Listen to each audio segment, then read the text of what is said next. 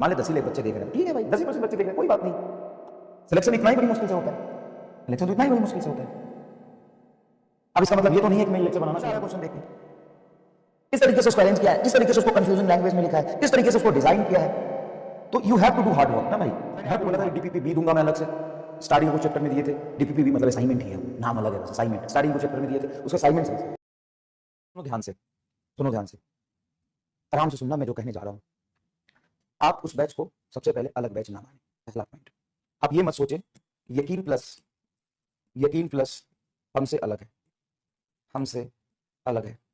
यकीन plus is actual में यकीन 2.0 का पार्ट है, क्योंकि वो बैच ही बनाया अथॉरिटी मेरा था पूरा का पूरा।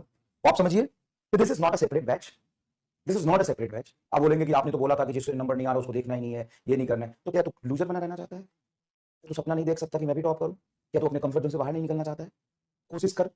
हाँ, सबसे पहले यकीन 2.0 के सारे काम तुम्हें करने हैं, सारे काम करने यकीन 2.0 के, उसके बाद ही यकीन प्लस का नंबर आएगा। But this is not a separate batch, this is the part of this batch, this is the part of this batch. मैं आपको असाइनमेंट देता था, 2 चैप्टर 3 चैप्टर के दिए थे, फिर उसका मैं सॉल्यूशन कराता था। आप उसको असाइनमेंट समझ के करिए, आप उसको असाइनमेंट समझ के करिए। मैंने आपको बोला था कि डीपीपी बी दूंगा मैं अलग से, स्टार्टिंग को चैप्टर में दिए थे, डीपीपी बी मतलब असाइनमेंट ही है, वो नाम अलग है बस, असाइनमेंट स्टार्टिंग को चैप्टर में दिए थे, उसका असाइनमेंट समझ के करिए। और डेडिकेटली इतना तो है कि बैच के फॉर्मेट में है, क्लास शेड्यूल्ड है, उसका प्लानर बनाया तो मुझे देना ही है। एक तो होता है कि बोल दिया हवा में, और दूसरा होता है कि उसका प्लानर है, मुझे उसको फॉलो करना पड़ेगा। आप टेस्ट दो ना दो, अगर मैनेज नहीं हो रहा, लेकिन इस बैच के लेक्चर जरूर देखना।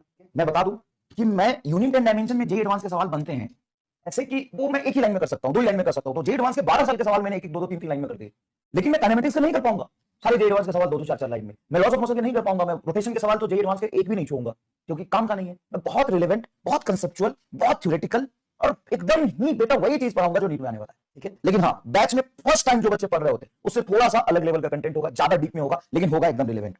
आप लेक्चर देखिएगा प्लीज, प्लीज आप असाइनमेंट को समझ के वो लेक्चर देखिए, असाइनमेंट समझ के लेक्चर देखिए प्लीज, ठीक है। वो आपको मैनेज करना ही पड़ेगा अगर आप सिलेक्शन चाहते हैं तो, ठीक है। असाइनमेंट समझ के करिए, ठीक है। और उसके जो क्वेश्चन है, आपको क्वेश्चन देख के मजा आएगा, मुझे मजा आ रहा है क्वेश्चन देख के। इस तरीके से उसको अरेंज किया है, इस तरीके से उसको कंफ्यूजन लैंग्वेज में लिखा है, इस तरीके से उसको डिजाइन किया है, तो you have to do hard work ना भाई, you have to do hard work ना।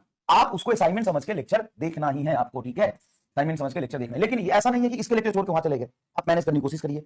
आप अगर पूरा जान लगा के अब सिर्फ पढ़ने पे फोकस करेंगे तो हो जाएगा। टफ वाली बात है वो नहीं है बेटा, एकदम रिलेवेंट चीजें करा रहा हूं, थोड़ा सा फोकस करके करो।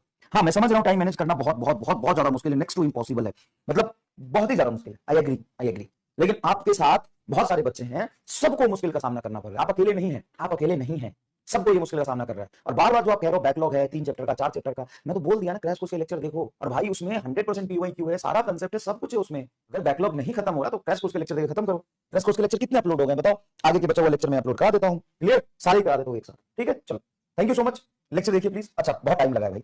एक और चीज मैं आउट ऑफ द बॉक्स जाके बोल रहा हूँ, सो पढ़ के तुमको ऐसा लगेगा कि यार मेहनत है इसमें, सर आप एकदम सेल्फिश हो, आपने मेहनत लगा किया है तो इसीलिए आप चाहते हो कि हम भी परेशान होकर मेहनत करें। इसमें तेरा फायदा है, मेरा क्या जाएगा। मान ले 10 ही लाख बच्चे देख रहे हैं, तो ठीक है भाई, 10% बच्चे देख रहे हैं, कोई बात नहीं।